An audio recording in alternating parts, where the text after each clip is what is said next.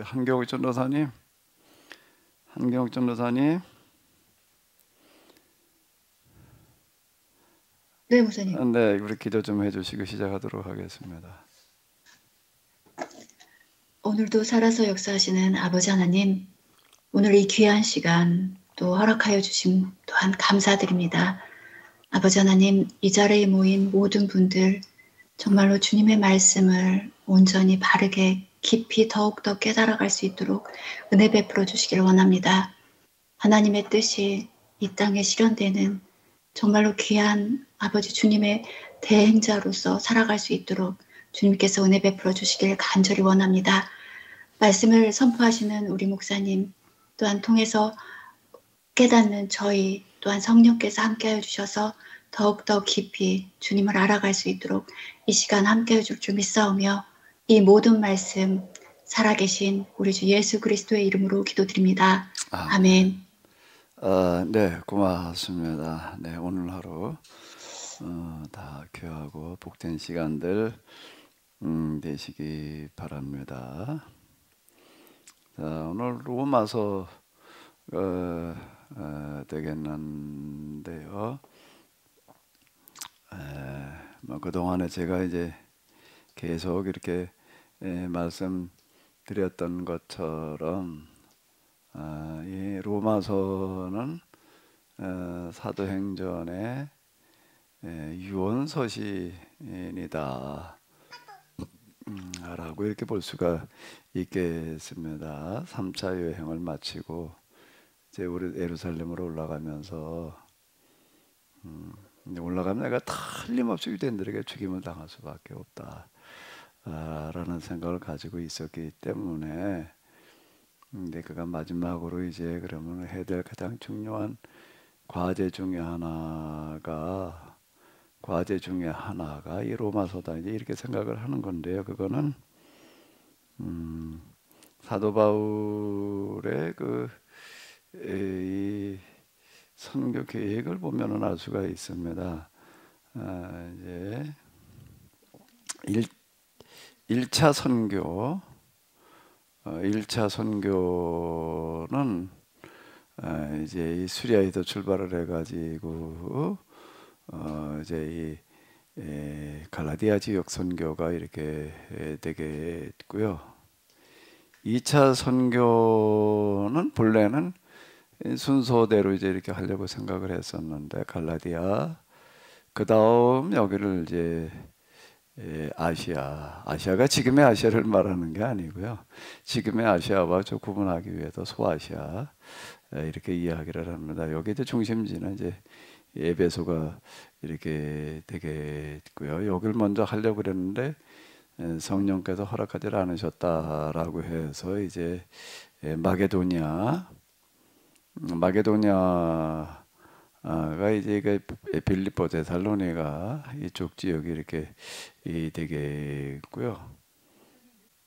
자, 이제 사도 바울의 전도 계획을 이렇게 보게 되면 이제 이 수리아 안디옥에서부터 출발을 해가지고 1차는 갈라디아 그리고 2차는 에베소. 근데 여기가 이제 여의치를 나가지고 마게도니아 그리고 여기를 이제 아가야 이렇게 이제 부르게 되는데 지금 이제 그리스를 아가야 이렇게 이제 불렀습니다. 그 큰 지역 이름이 주로 아나 야로 끝나는 걸 이렇게 볼 수가 있겠는데요. 수리아, 갈라디아, 소아시아, 마게도니아. 근데 그러려면 이게 이제 발음이 좀 이상하니까 이제 아가야 이제 이렇게 되는 걸 이렇게 볼 수가 있습니다. 근데 어쨌든 2차 선교 여행으로 마게도니아, 아가야, 이제 고린도를 이제 중점적으로 이렇게 했고요. 이제 이 아가야 그리스 이쪽이 중요하잖아요. 헬라 문화의 중심지니까 여기 이제 집중적으로 선교를 하느라고 고린도 여튼 몇 달 동안 머물렀던 이런 걸 이렇게 볼 수가 있습니다. 그리고 이제 3차 여행이 주로 이제 이게 에베소가 또 중요하거든요. 로마 제국 4대 도시 중에 하나여서 에베소를 집중적으로 선교를 이렇게 해서 이제 거점 선교인데 수리아 안디옥을 통해서 수리아 지역을, 그리고 갈라디아는 비스디아 안디옥 뭐 이런 쪽을 통해 가지고서 이제 갈라디아 지역을, 에베소를 통해 가지고 아시아 지역을, 그리고 여기 이제 빌립보 데살로니가를 통해 가지고서는 마게도니아, 그리고 고린도를 통해서는 아가야, 이제 이렇게 선교를 해 나가는 거예요. 그러니까 여기는 모교를 세워놓고 이제 지교회를 거기서 확산시켜 나가게 하는 이제 그런 방식의 이제 사도 바울의 선교 구상이었습니다. 그냥 성령께서 하라고 그래도 덮어놓고 했다는 게 아니라 아주 현실적인, 그리고 구체적인 계획을 가지고 이제 움직이고 있는 것을 우리가 이렇게 볼 수가 있는데요. 그럼 여기까지 이렇게 끝났어요. 그리고 이제 사도 바울의 그 다음 계획은 뭐 이제 보다시피 그 다음 이제 로마인 거예요. 아가야 다음에 이제 그 다음에 이탈리, 여기도 따로 끝나는데 로마, 이제 로마로 이제 그 다음 선교지를 가야 될 터인데, 이제 이번에 6월절에 예루살렘 올라가게 되면 자기는 여기다 틀림없이 죽임을 당하리라, 이제 죽으러 간다는 걸 알고 이제 가게 되는데, 이게 이제 이 로마까지 좀 가야 되는데 로마가 로마 제국의 중심지잖아요. 그러니까 여기 꼭 가야 된다. 이제 그런데 사도 바울이 이렇게 보니까는 로마에는 이미 많은 기독교인들이 있었다라고 하는 겁니다. 거의 로마에 기독교에 있게 된 연유는 먼저 여러 가지가 이제 있죠. 다른 데 그 사도들이 가서 선교하는 어떤 그런 것들도 이제 있고, 또 그리고 이제 오순절에 왔던 사람들 뭐 기타 등등 여러 채널을 통해 가지고서 어쨌든 로마에는 이미 벌써 교인들이 상당수가 있었다라고 하는 겁니다. 그걸 바울이 너무 잘 알아요. 그래서 여기는 가는 대신 직접 자기가 이제 갔으면 좋겠지만 그거보다 더 중요한 거가 예루살렘에 올라가서 유대인들에게 한 번 더 권고하는 거다. 여기다 비중을 더 두었기 때문에 로마로 가는 것보다 바울은 그걸 더 크게 본 거예요. 그래서 이제 더 중요하다고 봐도 이렇게 가면서 로마는 갈 수가 없는데 로마에 있는 교인들에게 편지를 쓰는 겁니다. 뭘 써야 될까요? 사도 바울이 뭘 쓰려고 해야 될까요? 뭘 쓸까요? 뭘 써야 되겠어요? 바울의 입장이라고 한다고 하게 되면은, 우리가 이제 지난주에 제가 이제 계속 2주에 걸쳐 가지고 이제 이렇게 말씀을 드렸는데, 사도 바울이 생각하기에 가장 중요하다고 생각되는 거, 이걸 여기다 쓸 거 아니에요. 사도 바울이 중요하다고 생각되는 거는 뭘 가지고 우리가 이제 생각해 볼 수 있는가라고 한다면은, 당시 사도 바울이 부딪히고 있는 사람들이 세 부류입니다. 크게 이제 첫 번째는 유대인, 두 번째는 유대적 그리스도인, 그러니까 세 번째는 지금 이방인이다 라고 하는 겁니다. 그런데 지금 사도 바울이 이방인 선교를 하고 있지만, 이 복음을 이방인 선교를 했다는 얘기는 이방인한테만 가가지고 복음을 전했다 그런 얘기가 이제 아니라, 이 복음을 이방인에게까지 전해야 된다, 이방인들을 대상으로 하는 그런 선교 활동이라고 하는 거가 이제 앞으로 중요하다, 이렇게 생각을 했다는 이야기지, 이방인들에게만 전도를 했다는 이야기는 아니라고요. 그건 왜 그런가 하면 사도 바울이 주로 전도를 간 지역은 큰 도시이고 큰 도시마다 유대인들이 이미 그 당시에 없는 지역이 이제 없었고 또 거기 회당들이 있었다. 그 회당으로 가서 먼저 복음을 전하는데 거기 회당에 가게 되면 유대인들도 있지만 유대인이 아닌 반유대인이라고 얘기를 할 수 있는 경건한 사람들이라는 사람들, 그들은 이방인들인데 이방인들 중에서도 그래도 참종교, 고등종교에 관심을 가지는 그런 사람들이 회당에 와가지고 이제 신앙생활을 하는 사람들이 있었다라고 하는 건데, 이제 사도 바울은 요 사람들이 중요하다. 이 사람들이 이제 이방인 선교, 이방인이니까.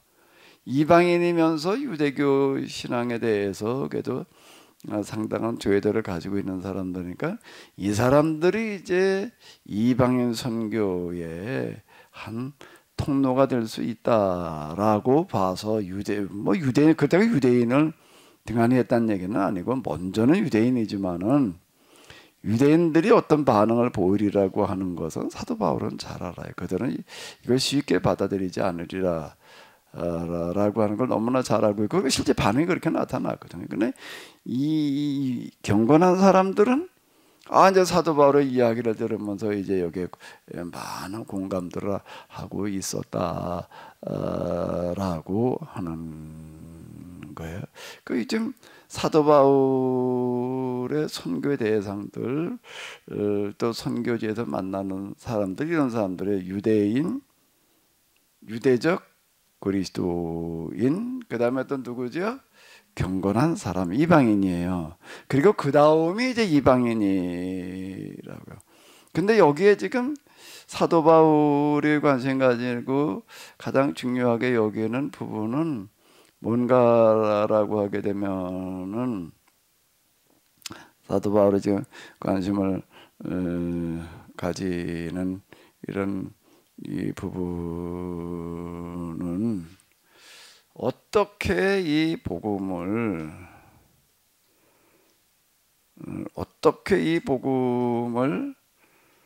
세계화시킬 거냐.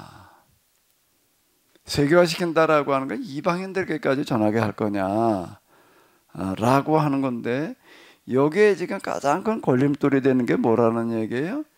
유대인들인 거고, 첫 번째가 유대인이고, 근데 그 유대인 중에서도 아예 기독교를 받아들이지 않은 사람들, 그 다음 그 유대교인, 그러니까 유대교인이라고 그러자고 해야지. 좀 정정하겠습니다.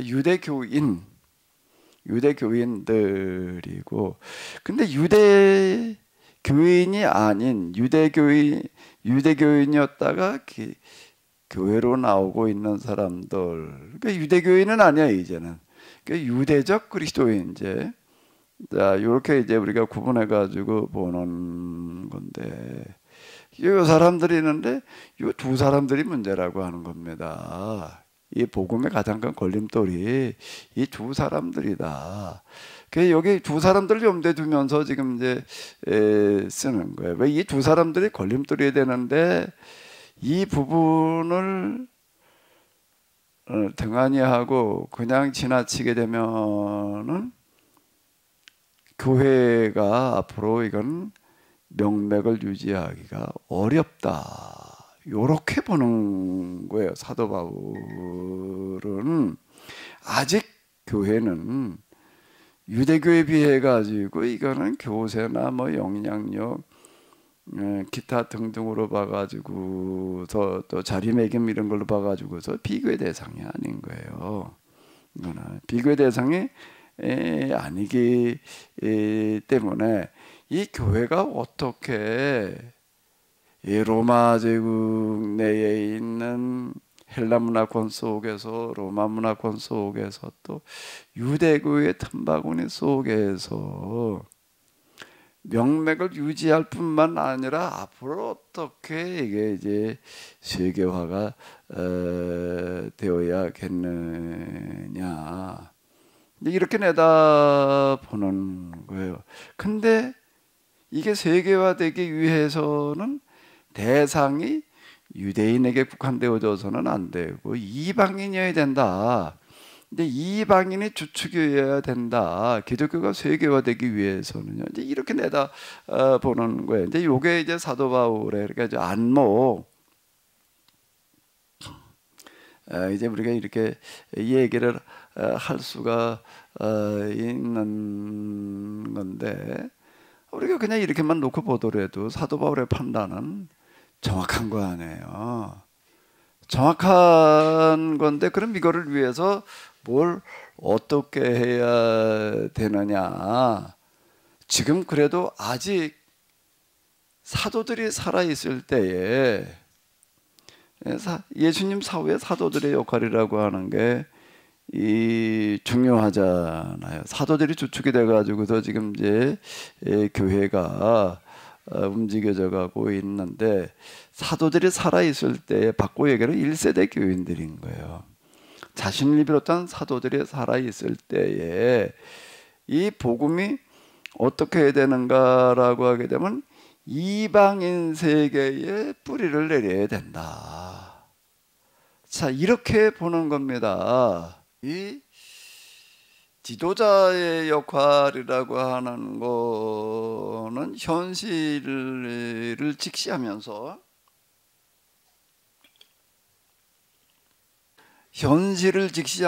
현재만 보는 사람이 아니라 앞을 내다보고 전망을 하는 거예요. 이걸 뭘 어떻게 해야지 되는가? 지금 여기에서 가장 중요한 과제가 뭔가? 자, 이렇게 이제 내다보는 거예요. 근데 지금 1세대 교인들, 사도들을 비롯한 자신들이 있을 때에 복음이 유대교인들 내에서만 맴맴 돌고 있다가는 이거는 세계화되어지기가 어렵다. 1세대 교인들인 자신들이 있을 때 어떻게 해야 된다고요? 이방인 세계에 뿌리를 내려야 된다. 자, 이렇게 내다보는 겁니다. 그래서 그는 이방인 선교를 나가는 거예요. 물론 이방인 선교를 나가는 이방인 선교를 직접적인 이방인들 대상으로 하는 것보다 뭐가 가장 효과적이겠는가? 이미 거기에 다 유대인들이 있고 유대인들이 세우는 회당이 있고 회당 내에 또 누가 있는 거예요? 이방인들이 있는. 그러니까 이제 가장 효과적인 방법, 아주 현실적인 방법을 선택을 하는 겁니다. 그게 뭐예요?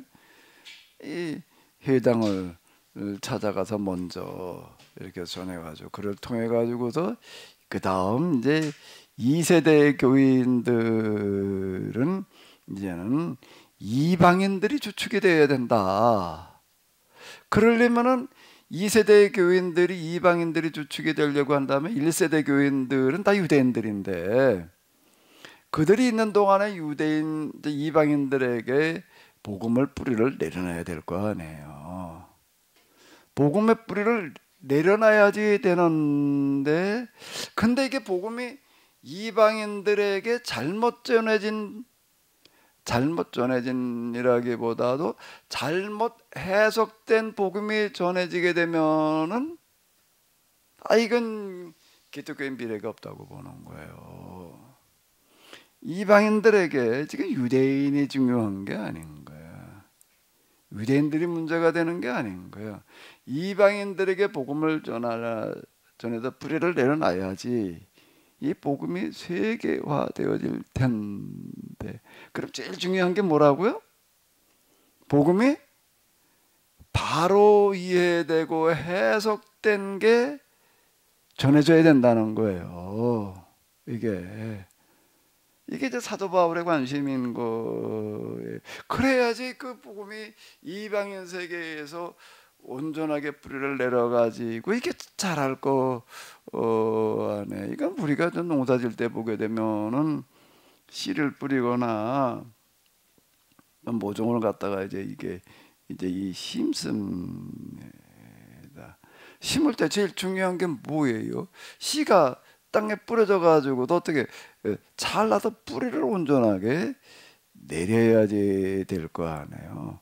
모종을 갖다 심는다라고 하는 것도 고추 같은 거 이제 모종을 갖다가 이렇게 심어놔 보게 되면 씨를 심은 것보다 훨씬 이제 빠릅니다. 한 뼘 정도 큰 거를 이미 온상에서 이른 봄에 씨를 뿌려가지고 이제 온상에서 키워놓은 거예요.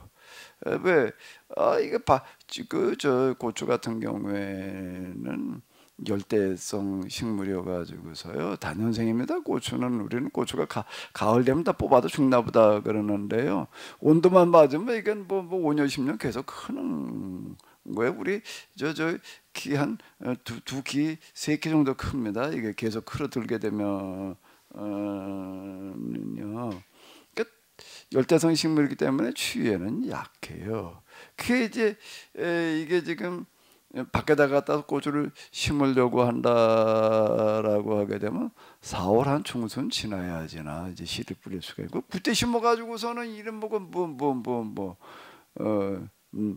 되겠지만은 늦게 시작을 하다 보니까 그 가을 되면 또 추워서 이좀 이제 다 뽑아야 되거든요. 이제 소리 내릴 이게 직전이어가지고서 소리 냄새 끝나는, 그러니까 고추가 이제 열리고 그럴 시간이 얼마 없으니까 이제 일찌감치 이제 하우스에서 키워가지고 이제 내다 심는데 그 한 뼘 남짓 된 걸 갖다가 이제 심습니다. 고추 모종들은 많이 내니까 이제 쉬운 걸 가지고 하나 좀 설명을 해보고 되면은 이제 그런 건데요. 근데 고추 모종을 갖다가 아무리 조심스럽게 잘 갖다 옮겨 심어도요, 죽진 않고 살아요. 근데 그건 아직 그 모종 그 포트 내에서 뿌리를 내리고 있었지 땅에다가 내린 거는 아니라고요. 저 하우스 그리고 그 포트 그 플라스틱으로 된 거 이런 것들은 뭔가 하게 되면은 흙도 그건 그냥 아무 흙이나 갖다가 거기다 집어넣고 씨를 뿌리는 게 아니고 사다가 해야지 돼요. 거기에 맞아 완전 거름먹인 거예요. 이제 완전 고르면 시커먼 놈이 있어요. 이제 그놈 갖다가 한 포대에 얼마씩 합니다. 그놈을 가지고 거기다 심어야 되는 거지. 이런 흙파다가 되긴 되지만은 그게 이제 제대로 크지를 않아요. 왜? 그 아주 제일 잘 자랄 수 있는 그런 조건을 만들어 가지고 해야지. 그래도 싸도 잘 나고 빠르게도 잘 커서 상품 가지고 있게 하기 위해서 이렇게 해 놓습니다. 온실에서 가장 좋은 그 고름하게도 자라고 있던 놈을 갖다가 이제 노지 그냥 땅에다 갖다 심어 놓으니 환경이 완전히 이게 다른 거예요. 환경이 완전히 달라가지고서요, 아무리 물을 주고 뭐 어쩌고 저쩌고 하더라도 이제 다른 환경에 뿌리를 내려가지고 이제 그 다음에 이놈이 자라기 시작을 하려면 최소한 2주 이상 걸림되고, 생각보다 시간이 꽤 걸려요. 잘못하면 그중 안에 다 죽어요. 말라 죽고 뭐 죽고 이제. 근데 그렇게 죽지는 않는다라고 하더라도 뿌리를 내리는 데까지는 적지 않은 시간이 걸립니다. 그리고 이제 뿌리 내리는 게 이게 중요하다고요. 뿌리를 내리지 못하면 이제 죽는. 그러니까 사도 바울도 지금 똑같은 이치예요. 이 복음이 누구에게 전해져야 되는데, 이방인에게 전해져야 되는데, 이방인들의 환경이라고 하는 거 완전히 유대교와는 다른 환경인 거예요. 여기에서 이 복음이 이게 어떻게 뿌리를 내려 가지고 자라서 열매를 맺게 할 것인가, 여기를 내다보는 겁니다. 덮어놓고 복음 전해서 그냥 믿게만 한다고 해서 믿게 하는 게 중요한 게 아니라 똑바로 믿게 하는 게 중요한 거 아니에요. 그리고 이게 처음이 잘못돼 버리면, 첫 단추가 잘못 껴지면 어떻게 되나? 첫 단추를 이걸 가지고 한번 해볼까? 첫 단추를 갖다가 이건 뭐 저 속고 싶어서 좀 그러네. 이거 넌 이거 드러내고 하기는 좀 그런데, 첫 단추 잘못 끼워놓으면요 그 다음에 잘못 끼워져요. 하나 잘못 꼈네. 그리고 첫 단추 잘못 끼고 한 2-3개 끼다 보니까 잘못해서 그 다음에 맞춘다고 하더라도 이게 안 맞아요. 처음 다시 돌아가가지고 다시 단추를 맞추지 않으면 안 되는 거예요. 옷이니까 뭐 잘못 꼈네 그럴까 이거 다시 아무것도 안 해. 근데 문제는 복음이라고 하는 것은, 신앙이라고 하는 것은 처음에 받아들일 때 잘못 받아들여 놓으면은 그 다음에 그걸 고친다는 거는 대단히 어렵습니다. 대단히 어려워요. 왜 그런가 하면 신앙이라고 하는 거가요, 요 고정관념 뭐 기타 선입견 이런 거가 그 어떤 거보다도 가장 큰 겁니다. 사람에게 가장 큰 영향을 주는 거가 이 신앙이에요. 신앙이에요. 그 문화. 사람이 살아가는 그 밑바닥에는 다 문화라는 게 들어있는데 살아가는 모습이 다 그게 문화거든요. 근데 그 문화에서 가장 큰 비중을 차지하는 게 뭐라고요? 종교인 거예요. 종교인. 전에 우리 뭐 시골 가서 어디 가서 저 일 나가 가지고서 이제 밥 먹을 때 되면은 그냥 밥 먹지를 않았어요. 어떻게 하고 먹었지요? 한 숟갈 떠 가지고서 던집니다. 그러면서 뭐라고 그랬어요? 고스래. 그 애들 때 너도 이제 그걸 왜 저렇게 하는지는 몰라. 밥 먹을 때 그냥 저렇게 한다. 그럼 그냥 따라서 그냥 하는 거지. 예? 그러면 또 그렇게 되는 거예요, 평생. 애들 때부터 그렇게 보고 배워놓으니까 그냥 그대로 그게 이제 대물림이 돼 나가는 거거든요. 문화는 중간에 바꾼다는 거가 굉장히 어렵습니다. 그 밑바닥에는요, 이런 게 깔려 있는 게 종교가 신화이라는 게 다 깔려 있습니다. 이걸 뜯어 고친다는 거는요, 대단히 어려운 거예요. 사도 바울은 아주 현실적으로 접근하는 건데 여기다 사활을 거는 거예요. 뭐 이방인들에게 복음을 전하는데 삐뚤어진 놈만 복음을 전해가지고서는 이거는 망한다. 이제 자 다시요. 이제 교회가 복음이 세계화되기 위해서는 유대인이 중요하다는 거예요. 이방인이 중요하다는 거예요. 그러니까 교회는 이방인 중심으로 이제 갈 수밖에 없다. 가야 한다. 아주 현실적인 얘기. 그러려면은 이방인들에게 복음을 어떻게 전해 놓을 거냐, 어떤 복음을 어떻게 전해 놓을 거냐는 문제가 중요하다는 거예요. 똑바로 된 복음을 전해 놓지 않으면 안 된다.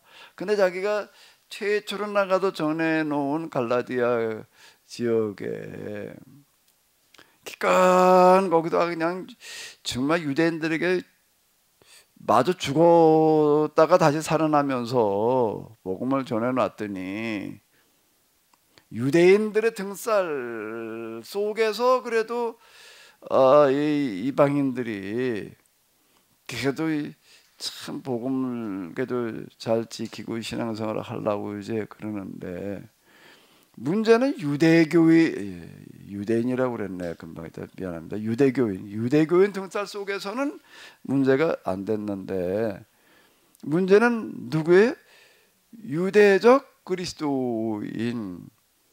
이 사람들은 무슨 자격으로 오는가? 우리는 예루살렘에서 왔다. 예루살렘이 교회의 중심지예요. 여기가요. 예루살렘에서 온 유대적 그리스도인들이다. 예루살렘에서 왔다라는 그런 이야기 속에는 뭐가 깔려 있는가 하면 우리는 예루살렘 교회에서 보냄을 받은 사람들이다. 예루살렘 교회의 대표자들이다. 이제 이게 이제 이 사람들에게 깔려 있는 거예요. 근데 이 사람들이 와가지고도 바울이 전해놓은 교회 와가지고 쭉 얘기하다가 바울이 잘못 전했다. 이렇게 말을 하는 거야. 바울 그 사람은 생전에 예수님을 본 적도 없고 바울이 예수님의 제자가 아니라는 건 말할 필요도 없고 제자도 아니고 예수님 생전에 예수님을 본 적도 먼 발치로라도 본 적도 그러니까 본 적도보다 먼저 만난 적도 없고 뭐도 없다? 본 적도 없다. 이 사람이 예수님 돌아가시고 난 다음에 어떻게 하다가 교인이 된 사람인데 그러니까 이 사람이 지금 잘못 알고 얘기를 하는 거다. 이렇게 이제 얘기를 하는 겁니다. 우리는 예루살렘에서 왔다. 그 대표성을 가지고 얘기를 하는 거예요. 그러면서 뭘 얘기를 하는 거예요? 여러분들이 예수님 믿는 거 다 좋은데 예수님 믿더라도 뭘 어떻게 해야 된다?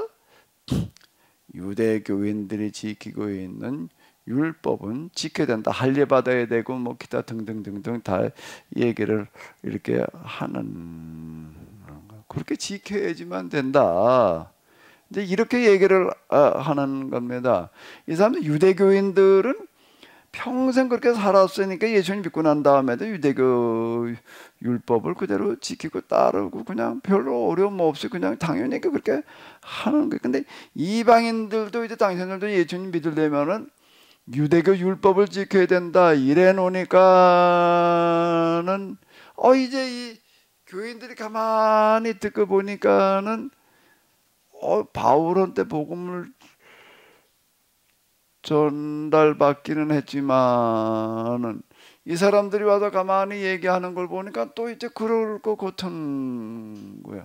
이 사람들이 예루살렘에서 온 사람들이야. 예루살렘 교회 대표해서 온 사람들이야.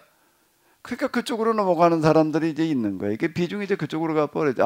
이게 바울이 그 정통이 아니구나. 야매였구나. 이제 이렇게 되는 분위기가 생겨놓으니까 사도 바울은 그건 뭐 내가 설 자리가 없다 이게 중요한 게 아니라 그게 관심이 아니라 이런 식으로 가다가는 어떻게 된다는 거예요. 이 지금 최초의 이 이방 교인들한테 이런 식으로다가 복음이 전해지면은 기독교의 미래는 없다. 그 유대교 울타리에도 벗어나지를 못한다. 요걸 보는 거예요. 요 부분을 봐서 우리가 전한 복음 외에 다른 복음을 전하는 자에게는 뭐가 있으라고요?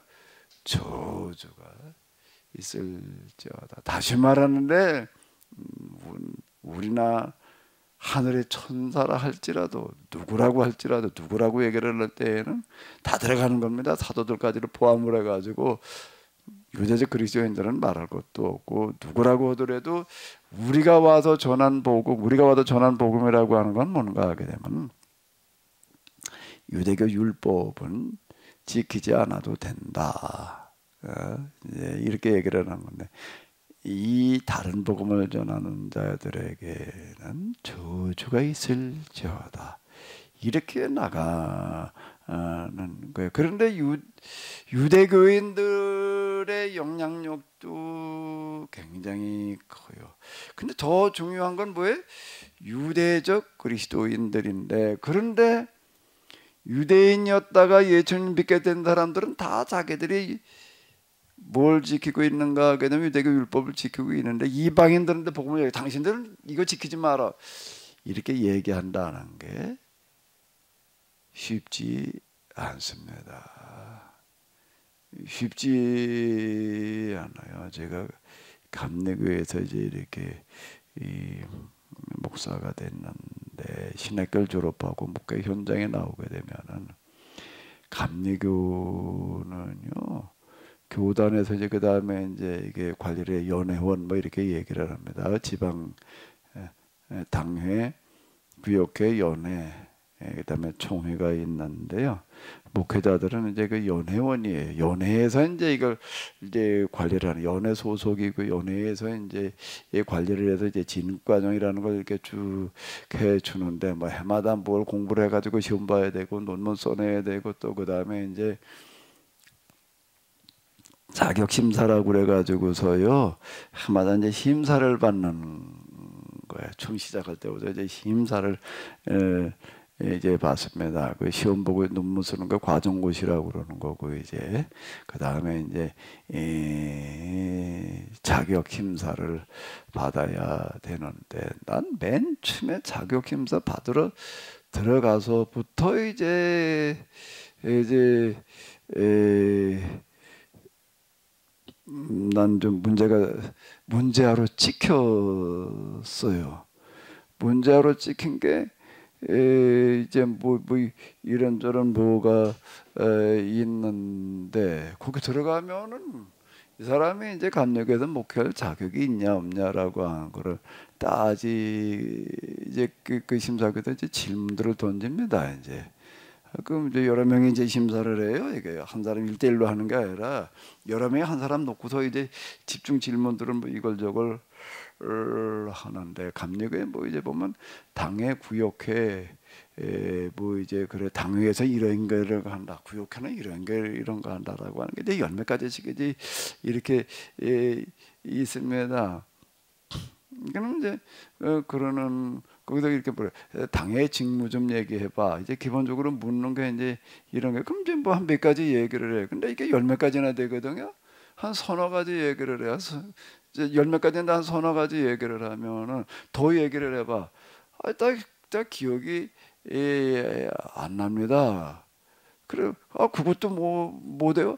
그거 열 몇 가지 되는 걸 그걸 어떻게 다 외웁니까? 이제 난 그러는 거야. 그리고 그걸 왜 외웁니까? 필요할 때 들이다 보면 되지. 그 중요한 거나 좀 이렇게 그걸 왜 다 외우고 있어야 됩니까? 거기 나와 있는 거 그거 필요할 때 그 들이다 보는 거지.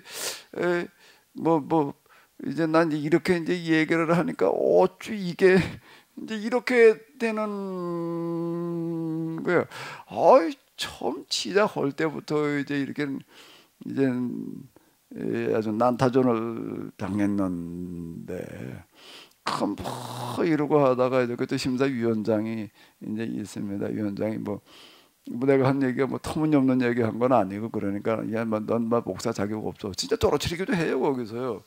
떨어뜨리지는 않고 거기다가 뭐라고 써놓는가 하면, 이 사람은 이제 우리 감리교 장정이라고 그러는데요. 장정을 잘 모르니까 장정을 또 공부하는 거를 조건부로 통과시키면, 이제 요렇게 써놨어요. 첫 심사에서 그걸 써놨어. 그럼 그 다음에 가면 또 이제 다음 사람들은 또 이게 심사위원장께서 심사위원들이 뭘 보나? 이 사람은 지난해 뭘 어떻게나 쭉 보니까 이게 이제 문제야. 그러니까 또 그걸 가서 또 뭐라? 난 이제 맨날 그러고 싸웠어 이제. 그거를 이제 5년을 그렇게 하는 거예요. 5년을. 그 여주 어디 가가지고서 이제 마지막 이제 그 다 끝나고 이제 그리고 나면 이제 그 다음에 이제 정회원이라고 그래요. 정회원 이제 더 이상 이제 그런 거 안 해도 되는 거예요. 이제 거기서 이제 벗어. 그 전에 준회원이라고 그래. 이제 정회원이 돼가지고 이제 나오면서 얼마나 후련하기도 하고, 또 화딱지가 나는 거예요.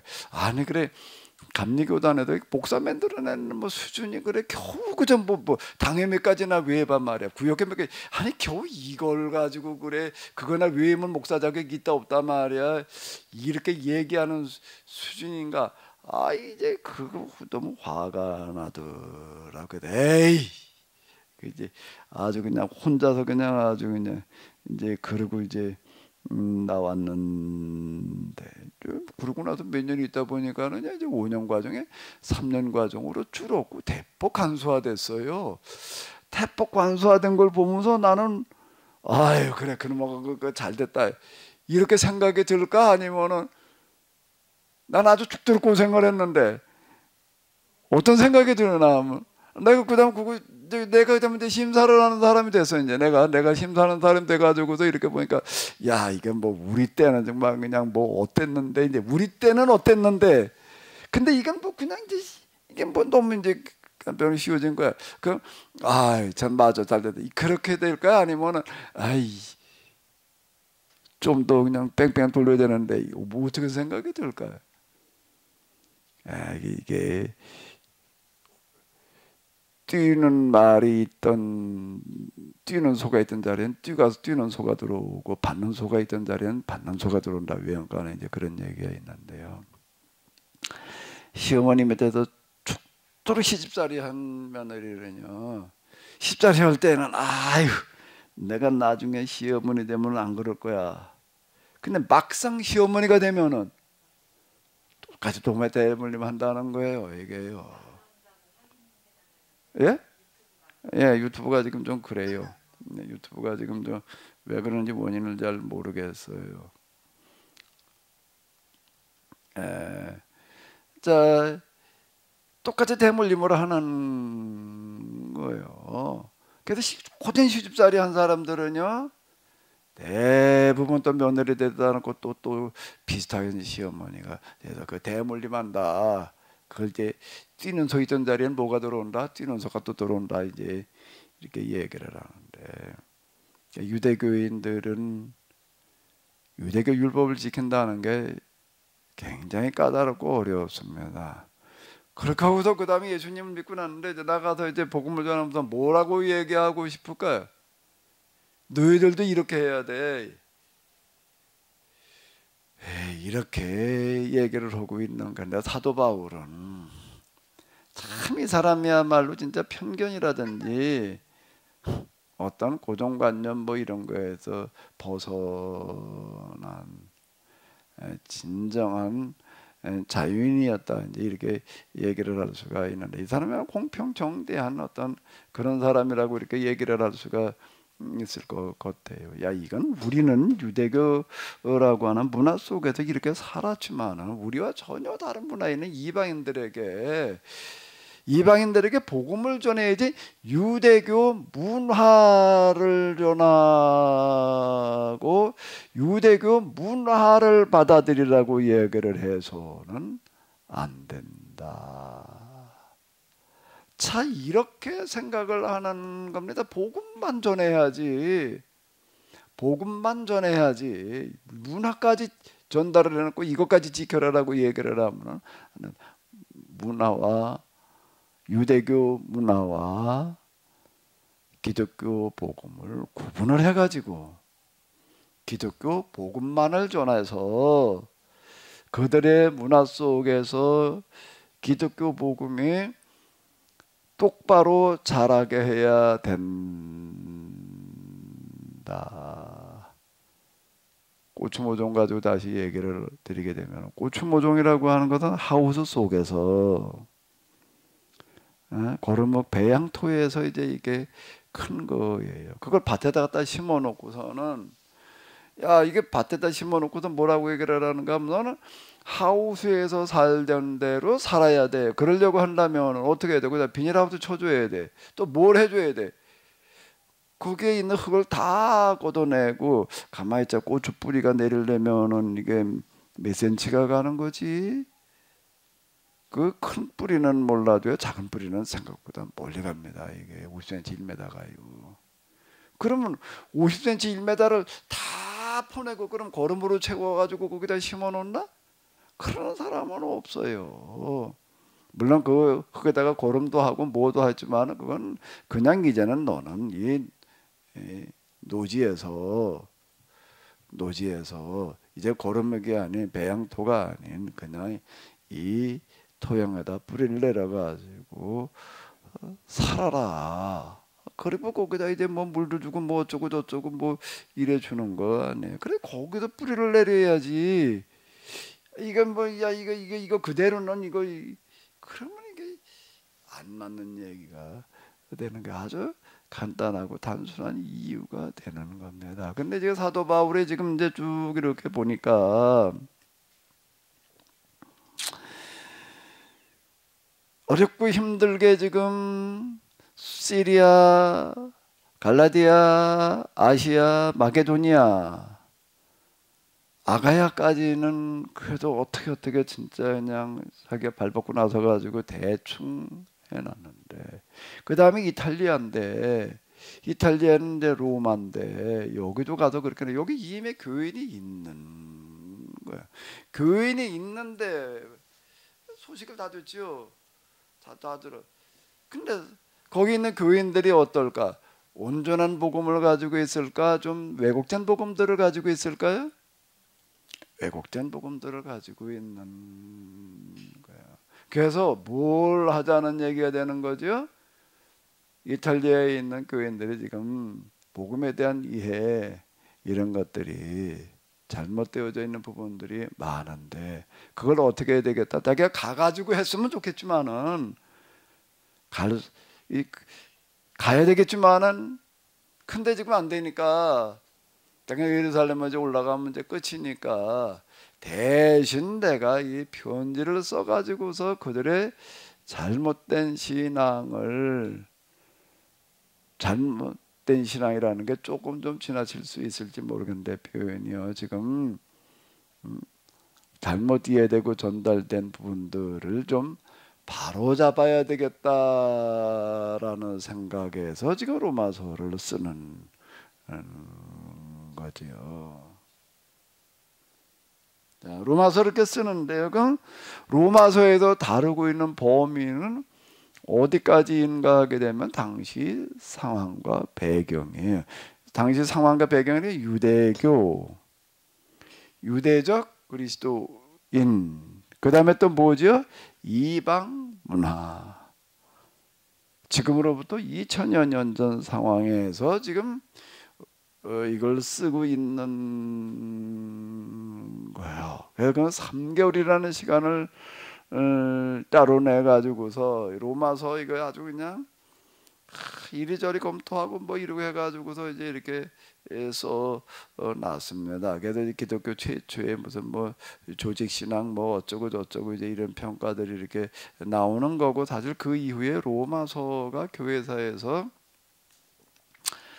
이제 가장 큰 영향력을 끼쳤습니다. 그 이후에요. 사도 바울의 그 판단이 참 옳은 거예요. 참 놀라운 사람이에요. 이 사람은요, 이 신앙의 잣대 기준을 똑바로 만들어 놔야 된다는 생각을 가지고 지금 자기가 그 시대에 지금 요걸 지금 써놓은 거예요. 그게 가장 큰 영향력을 끼쳤다는 얘기는, 무슨 얘기가 되는가라고 하면, 복음이 이방 세계에 들어가 가지고 그다 바울이 의도한 대로 복음이 잘못 전해지지 않고 그래도 바른 방향으로 가게 했다. 로마에서뿐만 아니라 그 이후에도 그런 역할을 했다는 거를 얘기를 해 주는 거고, 그런 측면에서 로마서는 대단히 중요합니다. 초대 보게 되면 교인들 교부들에게 로마서는 뭐 아주 지대한 영향력을 이렇게 끼쳤습니다. 그 오거스틴이 이렇게 보게 되면은